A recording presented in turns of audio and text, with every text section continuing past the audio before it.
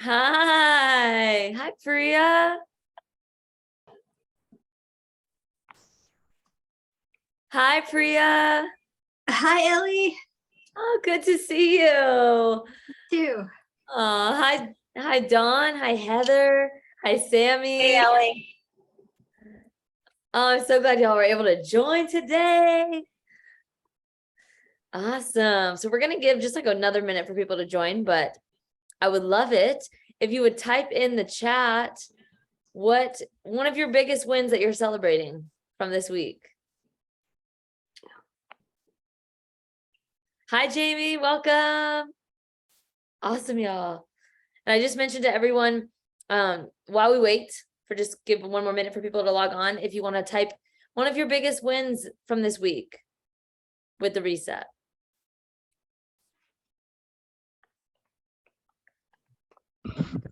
Hey, Kristen, welcome. Hi, everyone. I'll put my video on in just a second. Sorry, I'm a few minutes late. Oh, you're perfect. That's great. And let's see. Hi, Lawrence. Welcome. What's up, Lawrence? Awesome. So for anyone who just joined, we are dropping just something that you're celebrating from this week, a big win in regards to the reset. So if you want to drop that in the chat, and we're going to get started here in a moment. These are awesome, you guys. Sammy just meal prep for the next 4 days.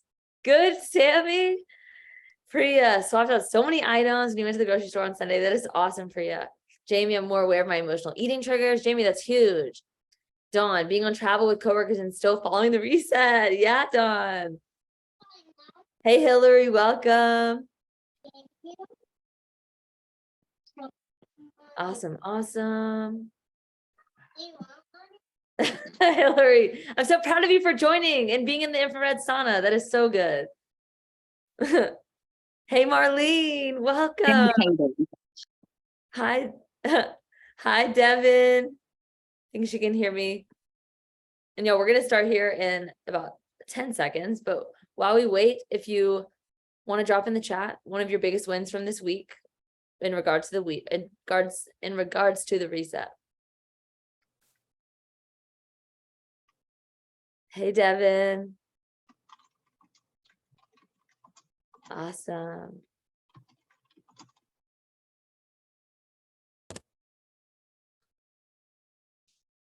Kristen saying yes to doing yoga 2 days in a row. Yes, Kristen.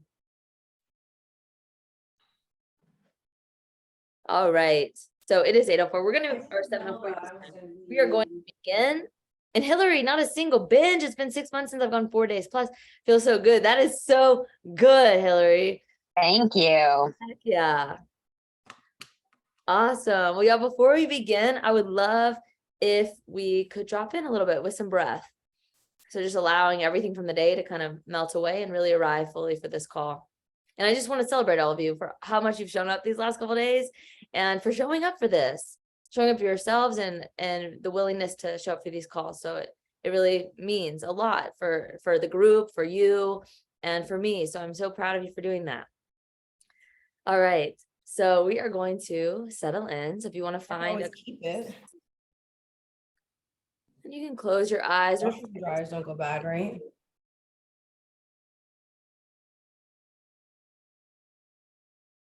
And together we're going to take 3 deep breaths. So as you're ready, take a big inhale through your nose. Pause at the top. And a big audible exhale through your mouth. Letting go. And again, big inhale through your nose, fill up. Pause at the top. Big exhale through your mouth. Letting go. And one more time, big inhale. Pause. Big exhale. Release. And just slowly come in to your natural rhythm of breath. Slowing everything down.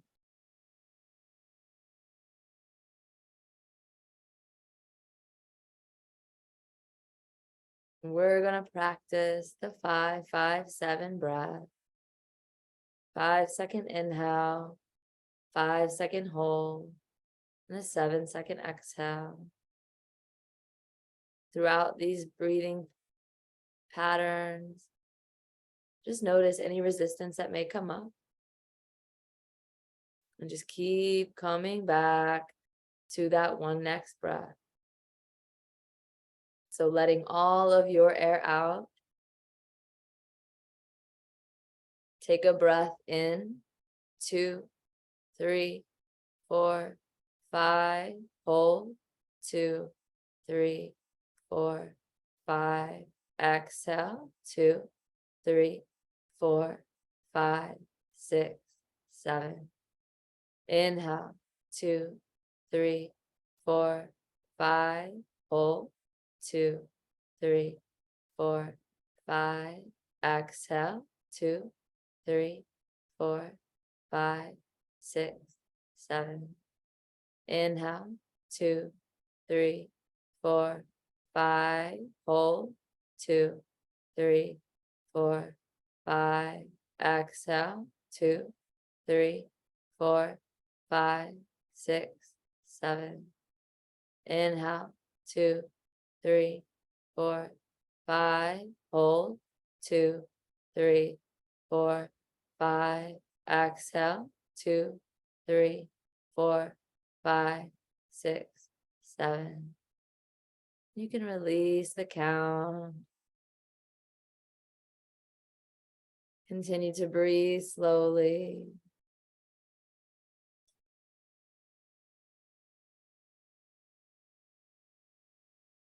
Take this moment to connect with your intention for this call.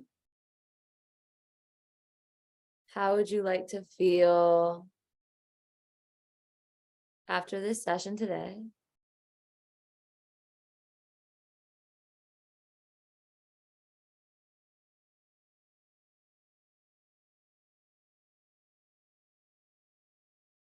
Breathe your intention in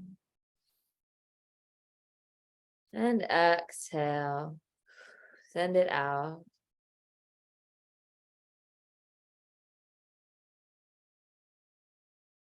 And when you're ready, begin to flutter your eyes open and reconnect to the world around you.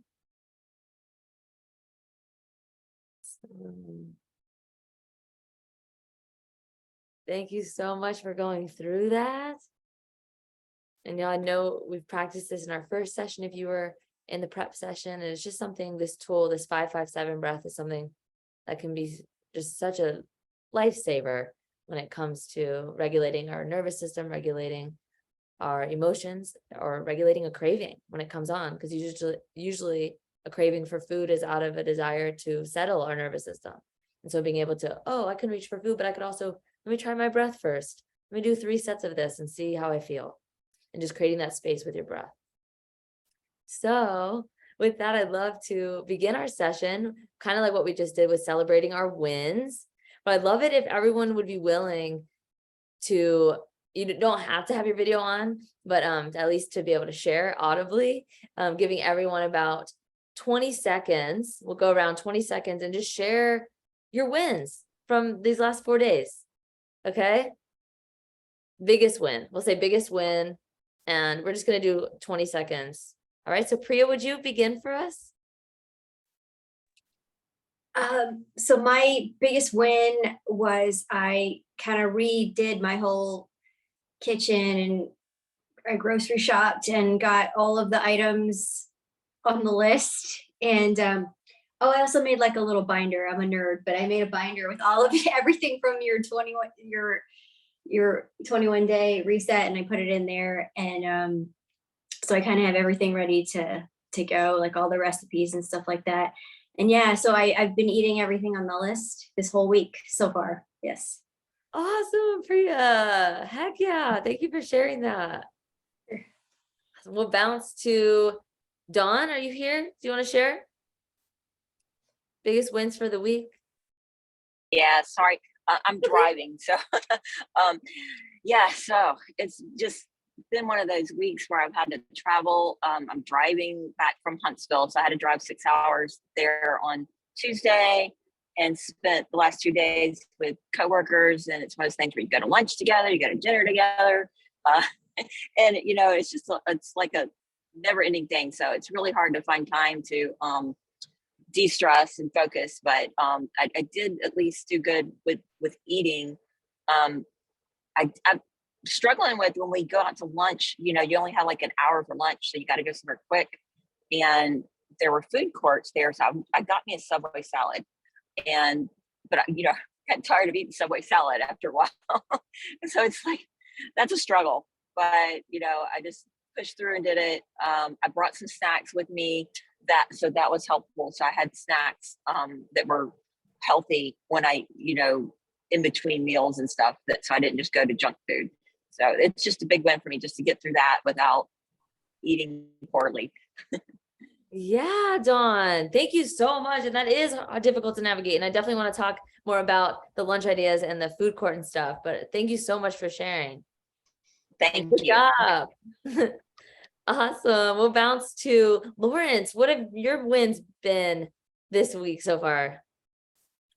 So I've been out of town. I was with my parents who don't eat as healthily for the first couple of days, and then I traveled, and then I'm back with my wife. But I was actually planning on tomorrow, just having a meeting tomorrow with her about our diet and food and kind of going over some of the checklists and stuff. So I'm really excited about that. Awesome, Lawrence. Thank you. And let us know whatever you need, help-wise or anything. Thank you.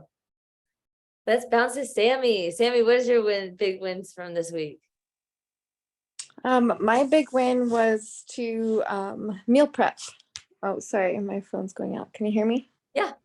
Okay. Yeah. I really love cooking. I grew up in a restaurant, but it was like a bar and grill, so a little different. But I've been picking up shifts at Flower Child, and there's organic food there, and I've just been in kind of good spaces to keep me, I guess, different from the last time I did the reset. It was like my birthday and I was getting cakes, and there's just a lot of stuff in my face, and there's still desserts and those things, but it seems easier to say no to it because I've really committed to myself and just want to feel healthy. And yeah, I just really enjoy cooking, and that was in itself very meditative and felt like an accomplishment that I did. I have like an NLP immersion class coming up the next 5 days. And so it's required to bring lunch and dinner. So there's kind of like two things to line me up to just do it, So even with like, I used my discount at work and then whatever I had in the fridge and just kind of made my own stuff. It's nice. Yeah. Awesome, Sammy. Thank you. Good job. Jamie, we'll bounce to you. That's okay. Do you want to go after? Oh, you're good. Yeah, well, I'll go. I'm sorry. I'm just so hungry right now. That's okay. I think not the biggest win, but the win that's on the top of my head today was there was cake in the office, and I didn't eat it. And so that was cool. And everyone's like, "You're so strong." And I was like, "It's nothing." But I was like dying inside, That's it. That's awesome, Jamie. Heck yeah. And y'all, those wins matter. This is the flex of our mindfulness muscle, of our strength, and those get easier the more we do it. Awesome. And let's see, Marlene, do you want to share? Sure. Hi, everybody. Hi. How you doing, Ellie? I'm good. It's so good to see you. You too. I think, gosh, big win would be being at our silent retreat and they're feeding us the food. And I still had you in my mind. You were there with me. And so it helped begin the process, even though I didn't officially start till yesterday. A big one was just to start to make better choices, even though I had lots of other things that I could have eaten. So that felt great, and it kind of helped launch me into this week. Yes, Marlene, this is awesome. Thank you for that. Heck yeah. All right, we'll bounce to Hillary. Hillary, biggest win? Hi guys. Yeah, I would say my biggest win was, I mean, and it sounds dumb, but eating, like I was so in the habit of my kids hurry and eat breakfast and they always leave half the Lucky Charms or Cocoa Puffs or whatever. And I'm just so used to basically making that my breakfast and walk out the door. And I just like consciously slowing down, throwing the food away, thinking like, dude, it's okay if I throw away 22 cents of Lucky Charms. Like I don't need to eat them just because they're there. And it's just small wins on stopping, thinking, planning ahead, and continuing on my day. So that was, I mean, that's probably something that I didn't even notice that I did. I just habitually combined their bowls, ate it, and that was my breakfast. And so that's been a big win for me. Hi. Yes, Hillary, thank you for that. This is so good. And it's y'all, and like noticing those patterns and getting off autopilot and like, oh, like I'm just mindlessly eating these things. So that's so awesome, Hillary. Thank you. Heather, we'll bounce to you. Biggest wins? Yeah, so I feel like this week, I guess I'm really proud. 4 days of this week, I've been able to get 10,000 steps. So that's been, especially with work being crazy, I was pretty proud of that. And then also to being more mindful of, I guess, like reading labels and like what's actually in food. And I feel like sunflower oil is in everything. So it's been nice to kind of stop and actually see what ingredients are in the food before like I purchase or eat it. Yes, Heather. Oh, that's so good. Thank you. And awesome about the steps. Jen, would you like to share your biggest wins of this week so far? Oh, I think you're on mute real quick. Okay, is that working? Mhm. Okay. Hi everyone. Yeah, I had a lot of success in 2018 because I worked with a group. I know that I respond well to working with the group and with accountability. And I got sober last year, been really struggling with sugar as kind of, my one vice, if you will. And so this week I haven't had any, I could walk into a CVS normally and say, I'm not going to grab candy or something, but I know it's simply because of joining the group that I haven't had any. And I feel like I'm more accountable to you guys. Therefore, I'm more accountable to myself, if you will. And I would just say for you guys that are new to working with the group, I think the more you post and engage, like the more chance of success, at least. Like I lost 60 pounds 5 years ago and it just slowly crept up during COVID. But I would just highly encourage all of you guys to engage like that. And I've also enjoyed non-dairy cheese, which I've never tried in my life. So thank you for this suggestion. Oh, yeah, Jen. And thank you for that encouragement. I think it's so huge, a reminder of how much it helps to engage in the group and let us hold you accountable, because that's awesome. Thank you. Yeah, and even if you mess up, like that doesn't mean don't post. Like only go there if you have a win. Like go if you have a fail, and somebody else has a fail too, and we all help each other. Yes, thank you. Awesome. Devin, do you want to share your biggest wins of this week? Yeah, so I started off this challenge like sick, so I still haven't been able to get my grocery list together, but I've been doing like those little HEB meals when I can. Like I just got 2 of one in the oven that's like chicken right now. And I guess my big win is I did go to Chipotle and I got the lettuce and chicken and guac and salsa.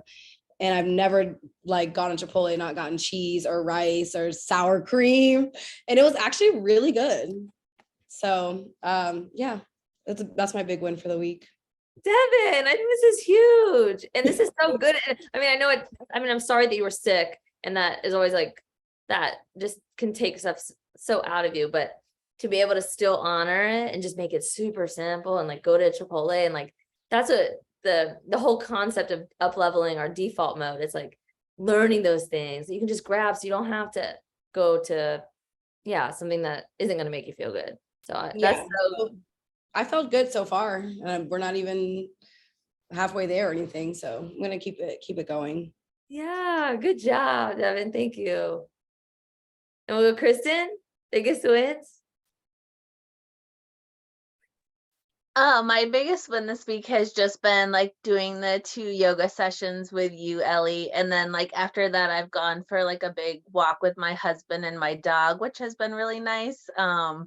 Just to be able to like move my body. And I like have been an athlete my whole life. I grew up like playing basketball and lacrosse and a bunch of sports. And just like after breaking my leg, I haven't really felt like an athlete again. So just getting back into my body in that way has felt so good. And I think using the nutrient, eating this way has helped so much to be able to do that too, to say yes to those things. Yeah, Kristen, thank you. This is so good, y'all. Did everyone get to share their wins? I think yes. Awesome. Well, and to keep acknowledging that throughout your day, notice your wins. I've mentioned this in one of the emails. Acknowledgement is fuel. And the more you probably heard this, what we focus on, we create more of.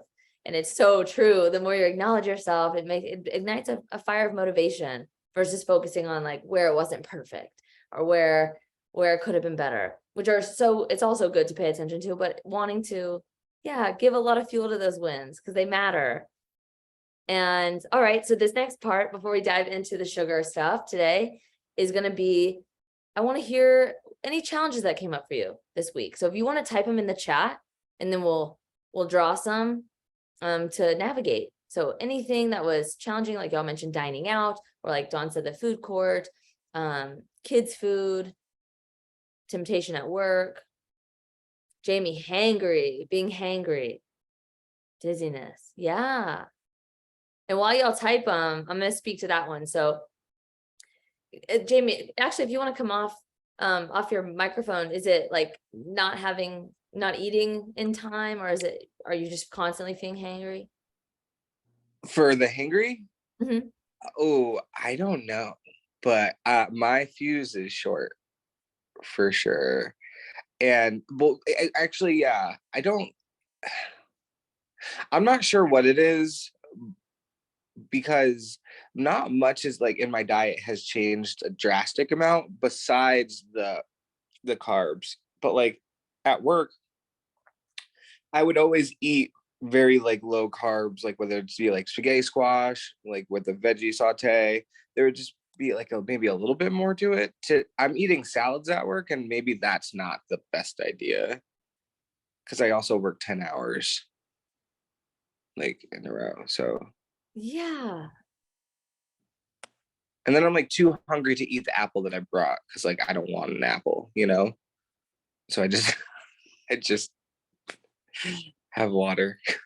Yeah. Well, a couple of things that I hear with that, and hunger often comes from a lot of things, not getting enough, like not enough protein, not enough healthy fat to sustain you. And a lot of times too, when we go to a lower carb protocol, there's a transition and your body maybe dipping and crashing from the blood sugar. And it's like, I need food, I need sustenance. And so it's learning how to burn fat, to use fat as fuel. And so there is a transition period, but I think also making sure, like you mentioned, the spaghetti squash, which is awesome, but just making sure that you're getting enough protein. So adding, if you can bring, I don't know if you eat like boiled eggs or some chicken or fish or some sort of even a vegetarian protein, because I know you're leaning towards the more vegetarian options, but just that's like a big thing for hunger. And fat. So like even avocados or adding more oil, like olive oil. Oops. Yeah, I think I'm having a hard time with like, I just don't want to consume a lot of eggs. Mhm. And then like, that's really one of the only proteins that I feel like less bad about, like the moral dilemma of it all. And I wasn't able to get to the farmer's market for like any like meat. So yeah, I just don't want to eat eggs.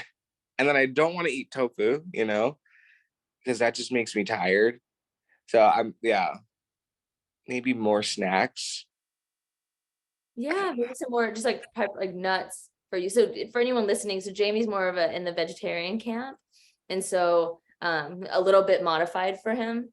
But so it's focusing, if you like nuts or seeds, even sprouted seeds, so they're easier on your gut, sprouted nuts, so they're easier on your gut, or some nut butter. Just making sure that there's not any like sunflower oil or any oils that they add in those. But that might help you feel a little more satiated. Like Okay, yeah, I'll try that. Yeah, and we'll think of more stuff too, but That's initial thoughts. Thank you for sharing, Jamie. Awesome. I'm going to go through a couple more of these. So we got, remembering to drink more water. Yes, Heather. And anyone else struggle with water? Y'all raise your hands. Drinking water, more water. Yeah. Some things that can help. And I'd love to hear of anyone who's really good at it. Any tips you have? I'd love to welcome those.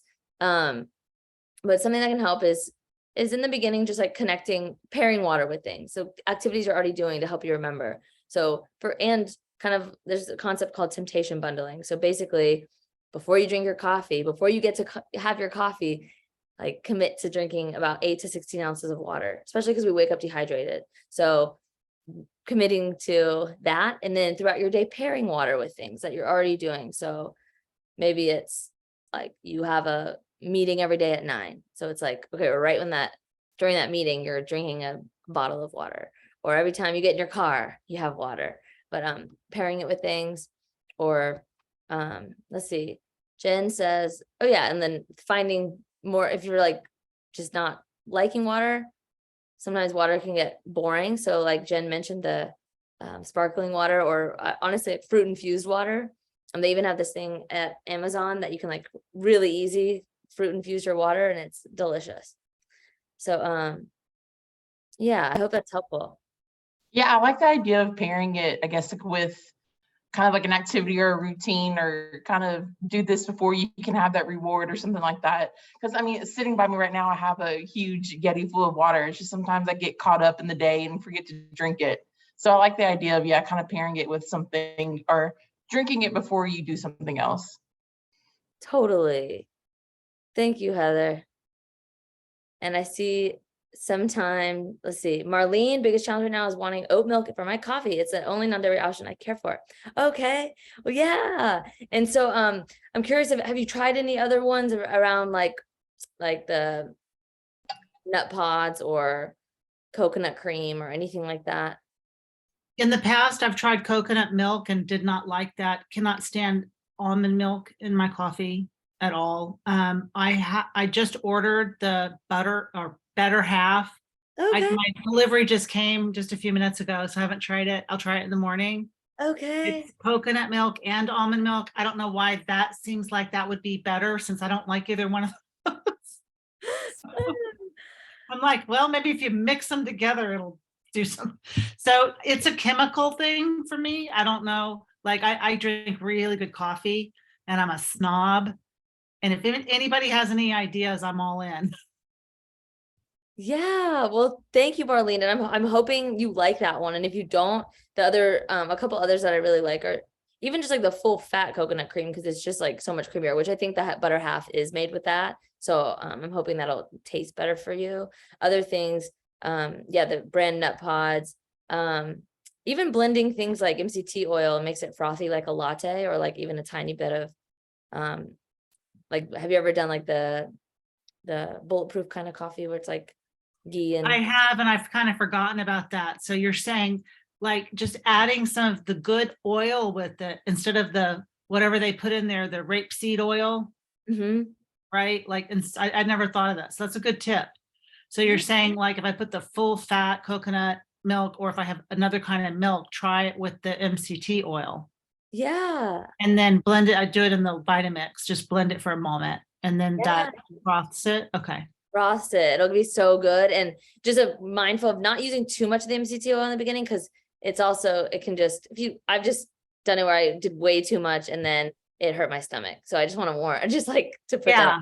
That's true. Okay. Someone's saying, Kristen's saying the better half is way different than full fat coconut. Yay. Okay. I drink both, and the better half is way more similar to regular cream. All right. I'm excited. Gonna go to And bed, it froths. wake up and have coffee. It does froth too. Like if you use, I use like a frother and a latte thing, because that's something I've been like missing. And I used to drink the better half sometimes, and I just ordered some from Thrive because I can't get it around here just with my options, but it's really good. Thank and you. make sure you shake it. I'll shake it first before I serve it. Okay. Awesome. Thank you. And I'm gonna speak to Lawrence. Lawrence is right before bed, I get a really bad craving, which I'm now just realizing is probably because I've had insomnia for years and struggled to sleep. So a little probably anxious and dealing with that. Thank you so much, Lawrence. And this is, I'm so excited to see how you feel, even how this diet affects your sleep, because so much of insomnia is also driven by inflammation, our gut, our blood sugar. And so right now, and those cravings can also come at nighttime. Exactly like what you're saying. If you're feeling anxious, that desire to want to calm your nervous system. Also, if your blood sugar is at all up and down throughout the day, sometimes that leads to those cravings at night. And so I'm excited for even this session to be able to, we're going to dive really into sugar and helping regulate your blood sugar. So yeah. And also just for anyone with sleep, I always just love to say this because it's so important. And Lawrence, you may be already doing this, but a magnesium supplement. So often many of us are magnesium deficient. So and good forms of magnesium, like, and when I say good, I mean bioavailable forms. So if we have any gut issues, we may not be absorbing the magnesium we're taking. So we want to get really bioavailable forms. And there's some, I like the Adapt Naturals brand because they've got, it comes in different forms. So you're kind of getting it from a bunch of different angles. Adapt Naturals, it's Chris Kresser. I just love him. He's a researcher, Adapt Naturals. And then I also, there's a brand I use, like Pure Encapsulations, it's magnesium glycinate. So I'll just type those in the chat for anyone. Okay. And so I just want to, I'm going to go back through the chat with all the challenges that y'all spoke to if we don't get them to this call, and I will answer them individually in the Facebook group, just any thoughts and so any help I can provide. So those will be, if we don't get to them, I just want to make sure we get through everything with the sugar habit stuff. So we are going to jump into this presentation real quick. And let me know if y'all can see my screen. Quick question, Ellie. Will this be recorded? I may have to jump off soon. Yes, it will be recorded. Cool. Perfect. Thank you. Yeah. And no problem if y'all have to jump off. Okay. Ignore these first couple slides. Okay, so today we're going to be focusing on sugar. So one of the main objectives of this program is helping to understand at a deeper level what's happening, not with just sugar, but what refined carbs, excess carbs, what they're doing to the body. And I think it's so powerful to know and to have this deep knowledge because it gives you motivation when you know what's happening. And so my objective for you today is to understand why sugar and refined carbs have a drive to make us gain weight and to deplete our energy. Also learning where sugar hides and what healthy foods. So a lot of foods are deemed as healthy when they're actually loaded with carbohydrates and don't have a lot of fiber, protein, or fat to blunt that response. So they end up just being like soup. They basically digest like sugar in the body. And then, so learning what healthy foods to watch out for, and then to walk away with tools to help with sugar cravings and to break through attachment to sugar. Okay. And at any time, if you have a question, please unmute yourself or drop in the chat, and we can pause for that. So no problem. All right. So there are a lot of common misconceptions, and y'all, whoever's seen this presentation before, yeah. Well, I'm sorry if you hear this repeatedly, but I think it's so important to remember. We are preached at a lot from many sources that, oh, we just need to eat less and move more. That just count your calories. Like calories are the same, like all that, that's all that matters. Or that fat is bad, or that we can exercise our way out of an unhealthy diet. And these things don't work long term. Food is not just calories. Food is chemistry. Food is medicine. Food, or it can be your greatest poison. I had that in our prep session. And the thing is, there right now is an obesity epidemic in 6-month-old babies. And it's not because they need to eat less and move more, like go hit the treadmills. No, there's something in our environment that has caused such a massive disruption and has taken a huge hit on our health. And let's see, there are right now, 1 in 3 people in the US are obese.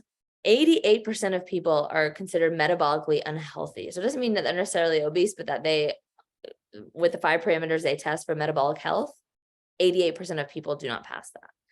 And we have a longer lifespan in many ways. People are living longer. And actually, like, the next generation is actually the first time in history that we're expected to not live as long as the previous generation. And a lot of that is because of all these lifestyle diseases. But even then, like right now, even if we are living longer, the quality of life after age 60 for a lot of people is not ideal. It's very unhealthy, living on dialysis or insulin or having Alzheimer's. And right now, 50% of people are pre-diabetic or type 2 diabetic, and 90% of them don't even know that they are. So a lot of people who are pre-diabetic don't even know that they are pre-diabetic. And so the reason I share this also is because things like diabetes, we don't just catch them, they develop over long periods of time. And things like Alzheimer's, this is now being known as type 3 diabetes, basically the brain becoming insulin resistant. And your risk of developing Alzheimer's is quadrupled if you have diabetes. And the cognitive decline happens decades before a diagnosis. So it doesn't just, you just get Alzheimer's, it's happening 20, 30 years before seeing anything. And there's a lot of inflammation in the brain. And 1 in 3 seniors dies with Alzheimer's or another form of dementia. And it kills more people than breast cancer and prostate cancer combined. And the good news, the reason I share this is because many of the cases are very preventable. Many cases of diabetes are reversible. Most cases of diabetes are reversible, and with lifestyle and choices. And so that's what we're focused on in these 21 days. And so, a little history for anyone, just a recap.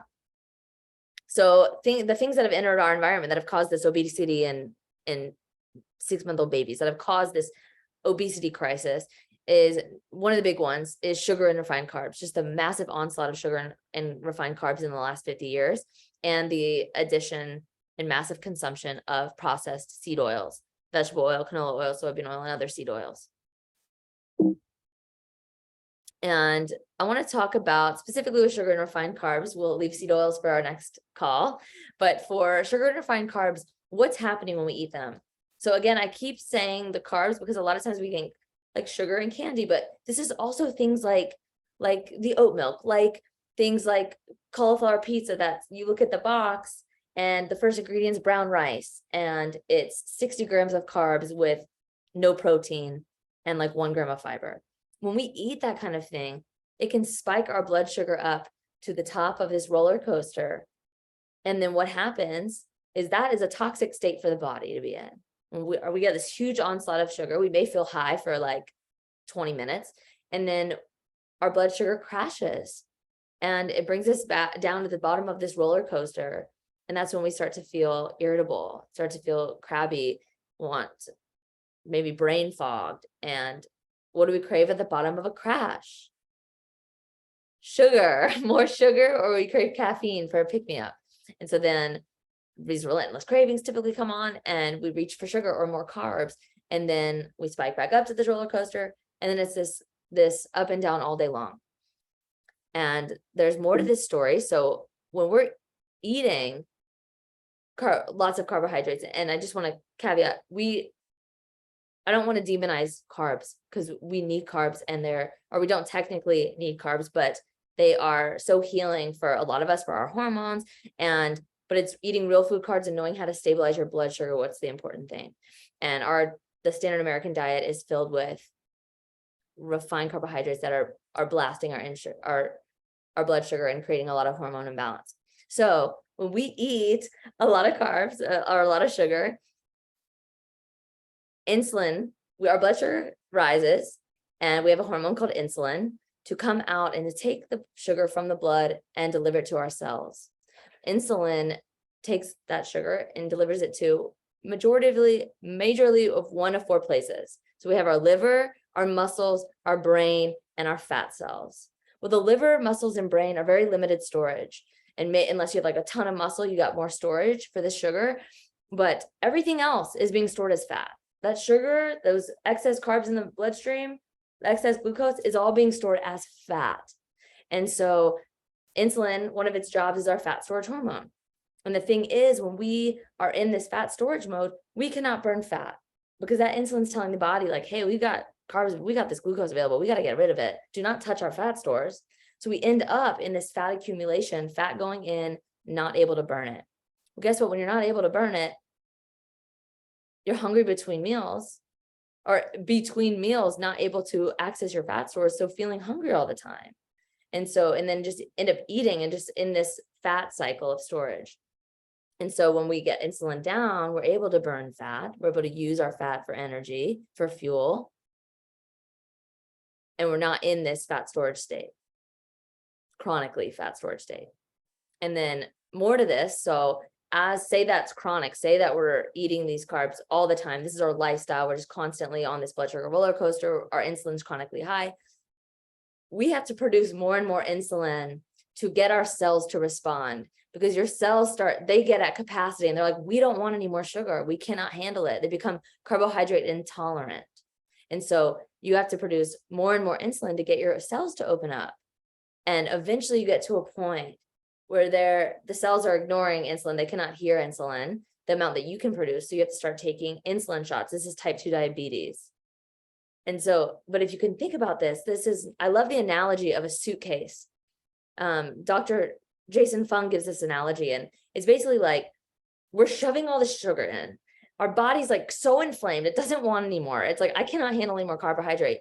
And then we're prescribing people insulin to force more sugar into the cells. This is why people become blind when they're diabetic, neuropathy, they have to get their like leg amputated.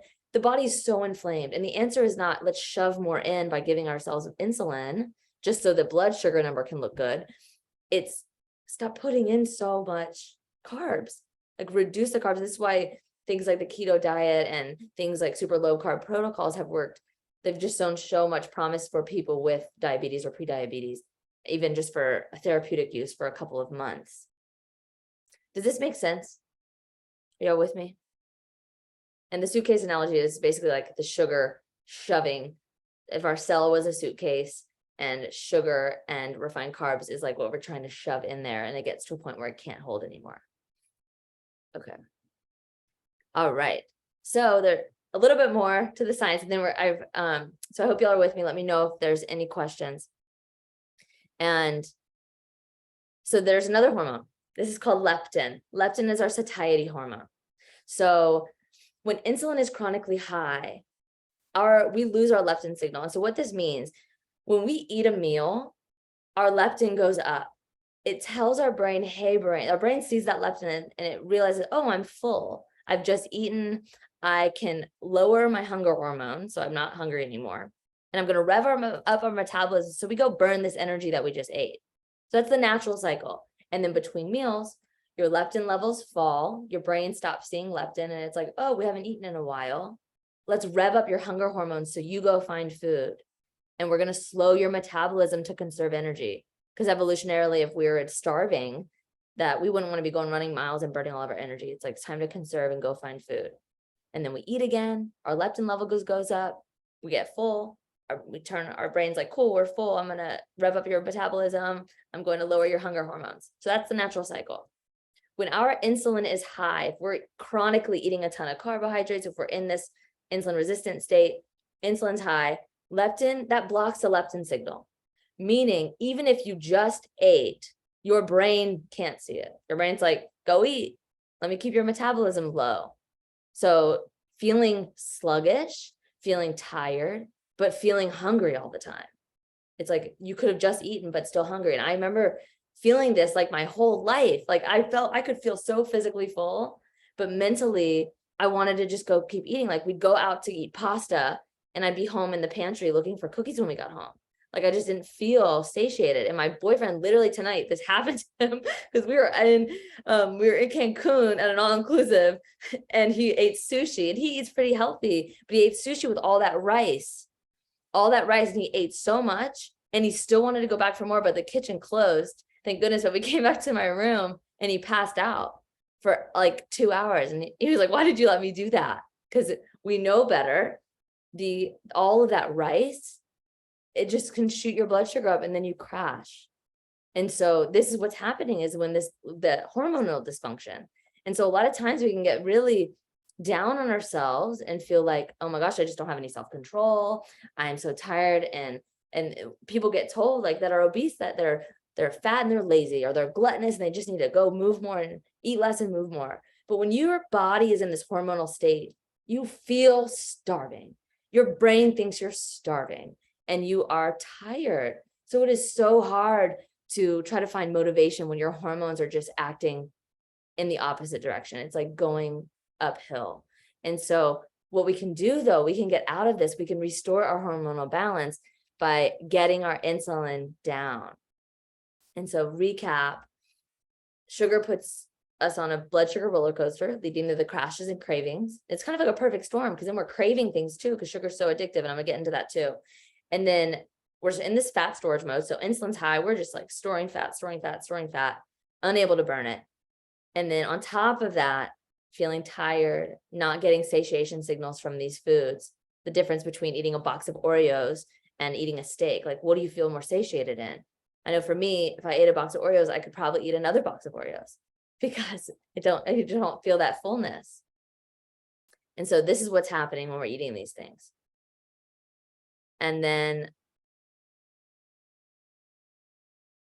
again, just to reiterate, we may be thinking like, okay, well, I don't eat that much sugar, but this isn't just the candy, the soda, and the cupcakes. This is really looking at packaging and understanding certain foods that may be jacking your blood sugar up. You know, that sound really healthy, and it can be challenging because a lot of stuff is marketed as healthy. Things like you see a vegan cookie or like that cauliflower pizza I mentioned, and it doesn't mean none of these may be okay, but it's really learning to read the labels. And like what I mentioned is looking at the carbohydrate amount. And if it's like 50 grams of carbs, 40 grams of carbs, and there's no protein and there's little fiber to blunt that sugar response, then it's probably just going to jack your blood sugar up.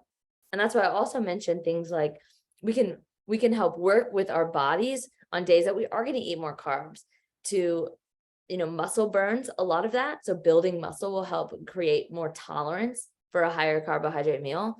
Also, things like adding protein in. You want to pair your carbs with protein, even fat to help slow the digestion down with fiber. And that's how it was packaged in nature. Fruit has fiber, whole fruit. But when we blend it, when we put it in smoothies, when we juice it, like we're stripping all of that fiber away or blending it. And so then when we drink it, it's like blood sugar spike. So a lot of smoothies, it's also to be really mindful. And it doesn't mean these foods are bad, but just being so mindful of how it may be affecting your energy and your weight loss goals.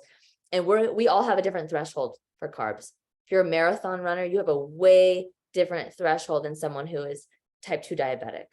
When you get prediabetes or insulin resistance, or if you're having a lot of trouble losing weight, a lot of times you're in that category of you are maybe insulin resistant. And so it's working with yourself for a period of time, learning maybe right now I'm going to go a little bit lower carb to help my body build back insulin sensitivity. And then maybe in the future, once I get to that point or I'm building muscle, I can increase my tolerance.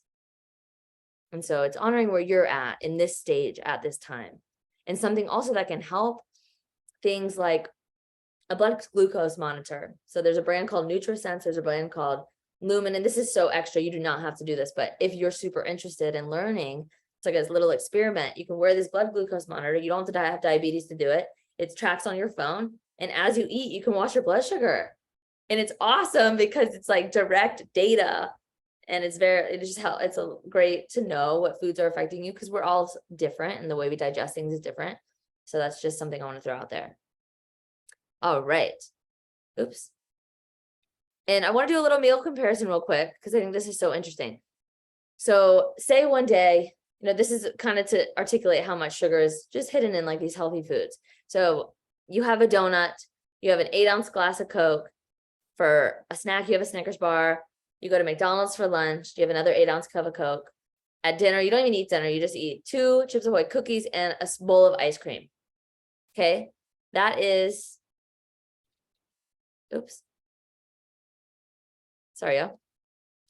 That is 140 grams of sugar. 140 grams of sugar, that would be that day. So the next day, it's like, okay, I'm going to do so much better. So eating a Chobani strawberry yogurt and a small cup of Raisin Bran cereal and a cup of orange juice. Then for lunch, you have a Nature Valley granola bar. For a snack, you have a a granola bar.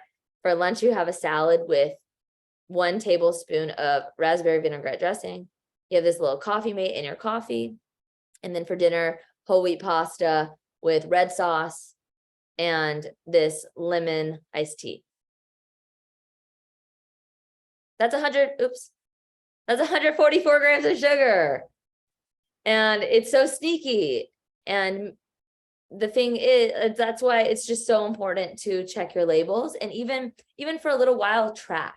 I think tracking is so helpful. Not that it has to be some forever thing, but it's just like to build the mindfulness of like, wow, this adds up so fast, especially liquid sugars. Things with liquid sugar, they cause that blood sugar spike so quick because there is no fiber. There's nothing to blunt that response. So a lot of people can think, oh, I'm doing really well. Like I had a glass of orange juice today. Orange juice has almost as much sugar as a Coke. I think the Simply Orange has 26 grams.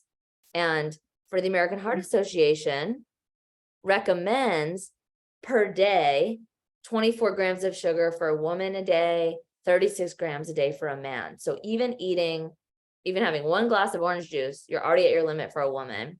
Having a Yoplait yogurt, already over the limit for a woman. And so it's just, really becoming mindful of how much. And on this program, I invited you to try to focus on eating less than 24 grams of sugar. 25 grams of sugar per day, and to give you a target, and then to less than 100 grams of net carbs. And if you are an athlete and you're like, please talk to me. That is just such a general number. I just wanted to give y'all something to have as a guideline, and to also know yourself, and to just work on that as a way to track and be aware of how much you are consuming. And I wanted to speak to the addictive nature of sugar. Sugar is so addictive. We are biologically programmed as humans to love sugar because sugar in nature was a sign that something was safe to eat, but we didn't get massive amounts. It was like, maybe find some berries, maybe find a little bit of honey. As cavemen, we ate 22 teaspoons per year of sugar. Now it's average 22 teaspoons per day. So Dr. Mark Hyman has a quote. I love it. He's also awesome to follow, to listen to his podcast. It's such great, like brainwashing, just to have that like healthy consciousness. But he says sugar is not bad, but it is a recreational drug. And we've just gone, and it's gotten into everything. And we have withdrawal symptoms. And so when we eat sugar like that, our body literally becomes dependent on it. And so when we try to get off of it, there is withdrawal. So it can make it hard. Sugar affects the same pleasure center of the brain and actually lights up even more areas of the brain than heroin, cocaine. Many of you may have heard that study in mice that they did that showed that sugar was 8 times as addictive as cocaine for these mice. And we all, as I mentioned, have a different tolerance level to sugar, but sugar is also just a really socially acceptable coping mechanism. Things like alcohol, things like drugs can be less socially acceptable, but it's very, holidays, like how much sugar are we eating during the holidays? That is so, it's encouraged. And a lot of times we can get flack for not participating in certain things. So it's really having your own boundaries with it and surrounding yourself as much as you can with a positive influence, because it makes a big difference. We also live in a very go, busy, high stress environment, which invites a lot of a desire for calm, safety, when our bodies, our neurochemistry feels so frantic. And I'm speaking generally, that might not be everyone here's just like experience, but for a lot of people it is. And so as I've mentioned previously on the call, through this program, we're going to be learning ways to regulate so that we're not using sugar for that. And addiction is from Gabor Mate is an addiction specialist, and he speaks that addiction is often avoiding pain. It's rooted in pain, or may have started in pain. And for many of us, when we were little, sugar was the way to cope with things. but I feel like getting that comfort from food, and that like it does provide that comfort, but learning how to find sources for yourself that aren't food. And other things too, our gut bacteria changes based on what we're eating. When we're eating a ton of sugar or a ton of refined carbs, we're feeding the bugs that like that. And those can overgrow things like candida, things like yeast. And when those things are overgrown, they can cause relentless cravings. And so, but if we keep feeding them, we're literally feeding this, like, I don't know what I want to refer to it as, like this little monster who wants to just keep eating them. And so there is a period in the beginning there may be some die off of that, and there may be some withdrawal. And so just to be gentle with yourself and honor that. But the less you feed them, the less they're going to crave. Or they'll die off, and then those will be existing to crave, and you'll have good healthy bacteria craving the healthier foods. And so with that, I'm going to move into, and I'm sorry, I'm really short on time, so we'll go through this fast. 4 strategies to help kick sugar cravings. Okay, so number 1 we've talked about is focusing on what to add to your plate, balancing your blood sugar, getting your insulin down by eating protein, healthy fats, and fiber. I have a graph, I think it's at the end of this. That's okay. Basically, our blood sugar, when we eat carbs, goes a big spike, protein, a very moderate spike, fat, hardly any spike at all. And again, that's why a lot of therapeutic approaches, dietary approaches to diabetes is like a keto, where you're eating a lot of fat because you're not getting that insulin response. And so just knowing that to regulate your blood sugar is adding those foods in. Okay, and then the next strategy is to check your labels, become a sugar sleuth, make sure anything that's packaged, anything that's processed, that you know how much you're eating. And just a couple ones like this vitamin water, 31 grams of sugar, that's more than a Snickers bar. Things like tonic water, hidden, that's 32 grams of sugar, more than a Butterfingers. These naked drinks, a lot of the drinks that you'll see, like instantly, definitely check the labels. Even things like kombucha, a lot of them add sugar. So more than a pack of Skittles. This smooth, creamy, organic yogurt, more than Starburst. Even things like dried fruit, to be really mindful of just how much you may be consuming, how much you're eating, because it can add up. They can be like 86 grams of sugar for a cup of raisins. And then even this Silk milk, more than a Pixie stick.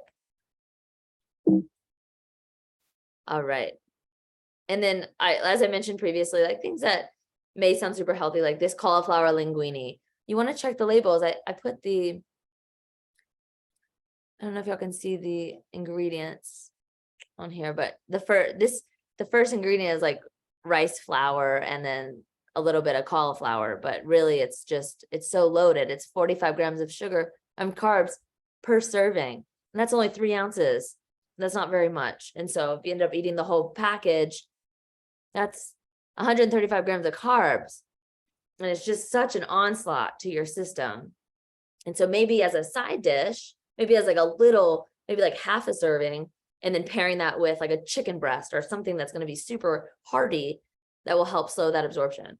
So yeah, I don't want to demonize, like, don't eat this cauliflower linguine. It's just like knowing the portion and pairing it with something with protein.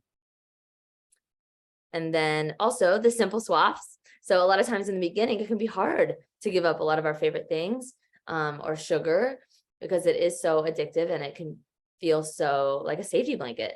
And so to find the lateral swaps, Priya, it sounded like you found a lot of them, but starting to just make those things, like if you're craving a chocolate bar, can you get a super dark chocolate bar, like 70% or 85%? This veggie noodles versus pasta noodles, or the palmini pasta I mentioned to you guys. Things like in baked goods, instead of using white flour, using almond flour, using coconut flour. Watching out for dressings. So many dressings are either made with soybean oil or they have a lot of added sugar in them, especially anything that says low fat. A lot of times they're adding sugar to make it taste good. So to check the label for that. I have this chocolate cake because things like you can find mixes like Simple Mills mix, baking mixes that are just made with, again, like almond flour or coconut flour and less sugar, using coconut sugar that's a little bit lower glycemic. I have these paleo pancakes instead of like Bisquick pancakes. All you do is add water to these and just it's so much better on your blood sugar. Things like watching out for peanut butter. I know we're not eating peanuts on this 21 days, but even almond butter, they add sugar to some of them. Ketchups, the pasta sauces, ragu sauce versus like an organic pasta sauce with no added sugar. There's a big difference. So the simple swaps in that way too. And then the last strategy is mindfulness. So starting to really, like Hillary, you mentioned with the noticing the patterning of like, oh, it's just like eating my kid's cereal. Beginning to become really aware of every time you put food in your mouth, just pausing and asking yourself like, am I actually hungry? Why am I eating this?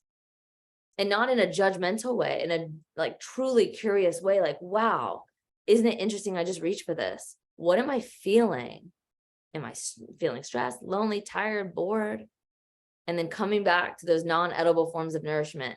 And non-edible forms of nourishment, things like what can help calm me, like hot tea. What do I need in this moment? Am I lonely? Can I call a friend? Am I tired? Can I nap? Can I close my eyes for 5 minutes? Or can I go outside and get space, get air?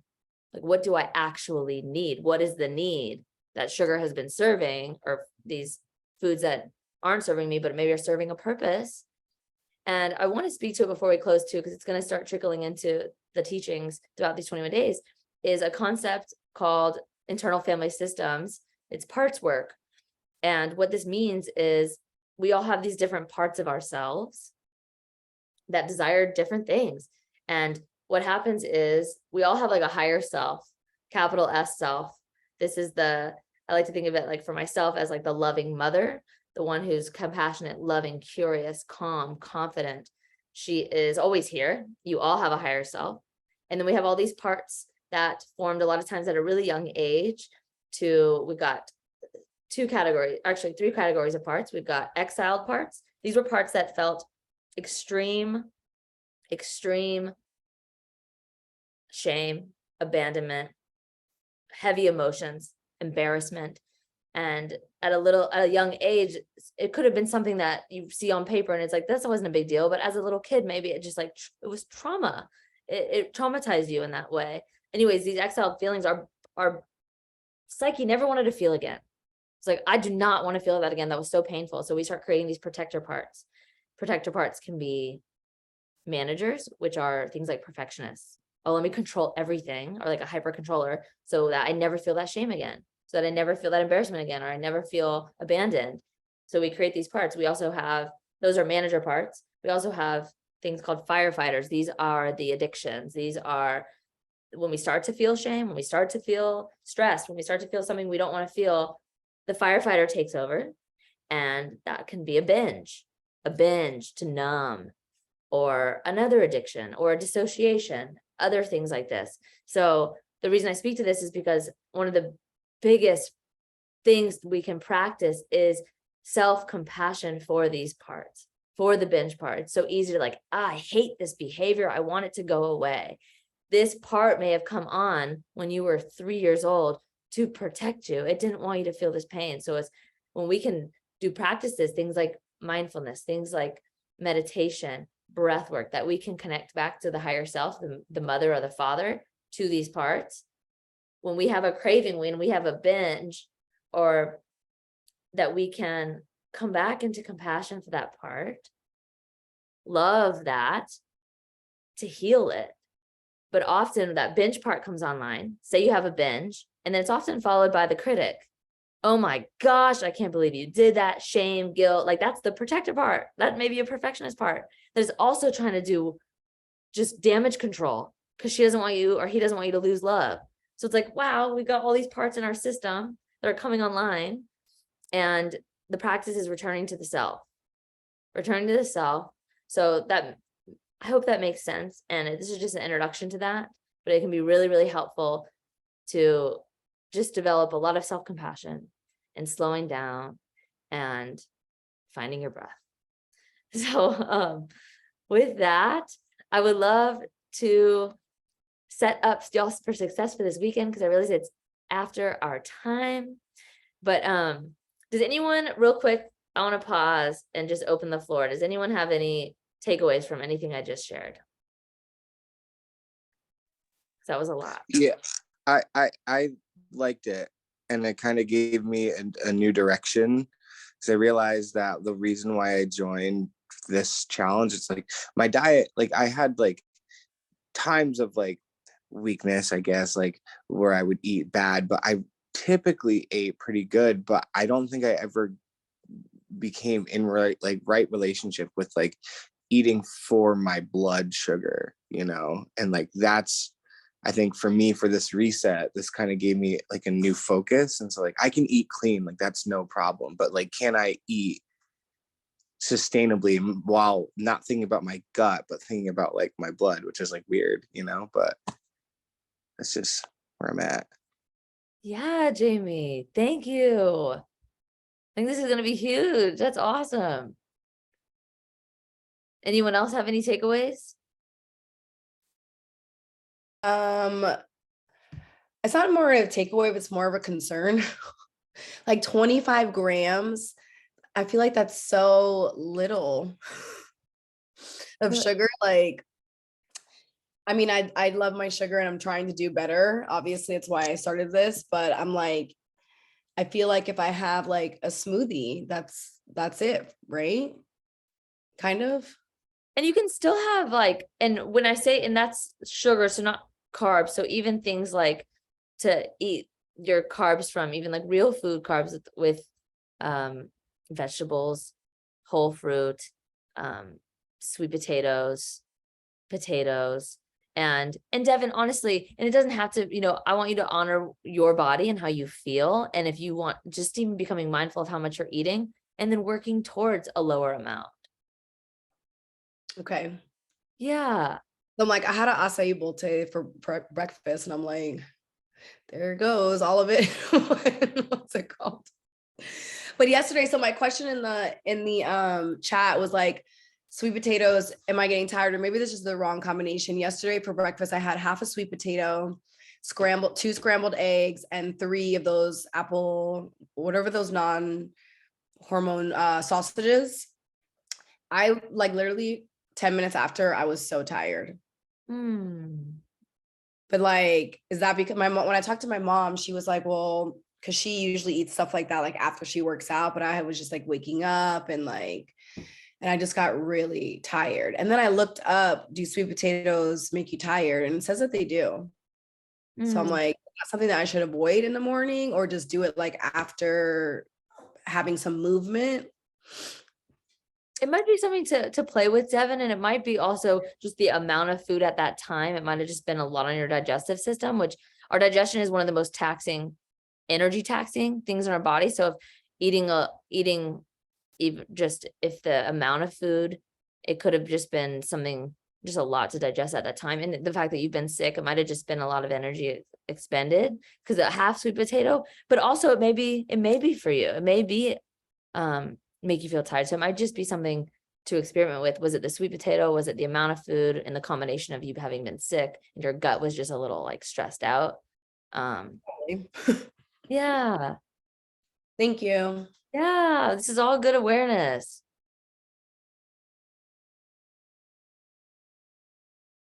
And Jen said, yeah, she said you can make lower sugar smoothies.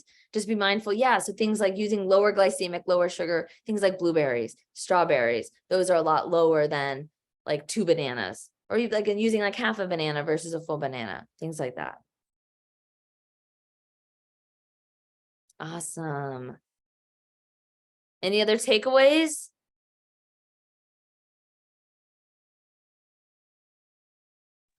I just really appreciate you speaking on like the long-term effects of things like Alzheimer's. And there's so many different things, diabetes and other diagnoses that go along with that, because for me, I really try and think about that in the long term, especially with looking at like my stepdad who's dealing with Alzheimer's and has been. So I just really appreciate you speaking on that. And I think it's just something so like important in our society today for us all to be aware of that, these are the things that are affecting it. It's not just like, oh, it's just getting diagnosed more or something. It's really what we're putting into our bodies. Yeah, thank you, Kristen. Thank you. Well, awesome, y'all. And I want to close this session with setting you up for success for this weekend. And so it's just so huge. A lot of times in the beginning of the week, we can have a lot of energy and it's like, yes, meal plan the whole week. And then sometimes it can just a lot can take out of us during the week. Things that pop up may feel a little drained on Friday. And so it's just so helpful to revisit your meal plan, maybe that you started on Monday, and even just like replan Friday, Saturday, Sunday, and just briefly even looking at like, what events do I have coming up? Am I traveling? Am I going out to dinner? And if you can plan what you're going to get ahead of time when you do have energy, like Friday morning planning versus waiting until Friday evening to plan when you may be a little bit lower energy, and it's harder to make more conscious decisions when we're tired. And so if you can do it, make the decisions when you're energized, then it's easier to just like default to that then, if that makes sense. So my encouragement for you is to tomorrow, like set up your weekend, like Friday, breakfast, lunch, dinner, Saturday, breakfast, lunch, dinner, Sunday, breakfast, lunch, dinner. What am I going to do? And then there's a weekend planner in your Reset Hub. Also, you could just refill out the weekly planner too. But also asking yourself the questions of like, if I am tempted this weekend, how am I going to handle it? And like future visualization can be so helpful. If I do go to this party, what is like how is the best me showing up? What does she do? She eats before, maybe she brings something healthy to the party so she knows that if nothing is accessible, she's not going to just default to something because she's hungry or he's hungry. What can I get at the restaurant beforehand? Let me look at the menu, and then just keep embodying your best self. What would my best self do? Awesome. How do y'all feel about planning your weekend? Good? I feel good. I'll just be glad to be home and can get back into my routine. Yeah. Awesome. Bye, you guys. And so, yeah, I'll let you go. And if anyone has questions, I'll stay on for a couple minutes if you have any questions about anything or just want to talk about something. And I hope the rest of you know how amazing you're doing. And yeah, keep going. And I'm excited to hear how this weekend goes. Hey, Ellie. Hey.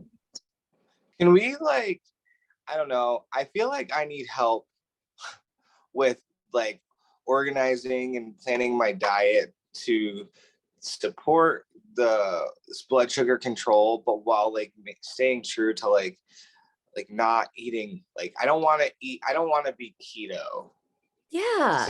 I don't want to eat a bunch of meat, but I know I need to add more meat, but I'm talking not every day, and so I navigating that while staying in whole foods and really with the focus being on blood sugar. I think I need help with that. Totally. And I think a big thing, and yeah, I don't want y'all to think this is a keto protocol at all, because it's less than 25 grams of sugar, but 100 grams of carbs, and that's net carbs. So you can have as many, green vegetables, vegetables with fiber that aren't going to jack your blood sugar up. So that's fine. And the less than 100 grams, that's carbs. So that's still a hefty amount of carbs. Keto is less than 25 grams of carbs. And so, or less than 50. And so, yeah, I think, Jamie, we can talk offline too about, yeah, making sure that you feel comfortable with the snacks and things when you're not eating a ton of meat. Okay, yeah, cool. That'll be helpful. Yeah. I'm definitely interested in learning about vegetarian and vegan options too, Ellie, for sure. I'm leaning into that type of diet more. Like I mostly eat like local beef, or like there's a lot of hunting because I live in Maine. So I'm able to get like a lot of venison and deer, especially this time of year, which is really nice. But I would be interested in what like you have for suggestions for Jamie as well. Sure, Kristen. Yeah. And I think it's awesome that you have access to ruminant animals. Game, that is like some of the highest bioavailable nutrients is like game meats. And like, that's so good. It's just so nutrient dense. Yes, I feel very fortunate to be here right now. That's awesome. Yay. And yes, so we can definitely do that for sure. Kristen. Awesome, everybody. Well, I love you guys. Have the best night, and I'll be with you this weekend. If you need anything, reach out. And Jen, I see your question. The blood sugar monitor. So that is, there's one called NutriSense, and there's another brand called Lumen. I think, no, not Lumen. NutriSense is one. I will figure out what the other one's called. It starts with an L, but I've used NutriSense, but the other one's great too. It's from the feedback I've heard. Awesome. Have a great night.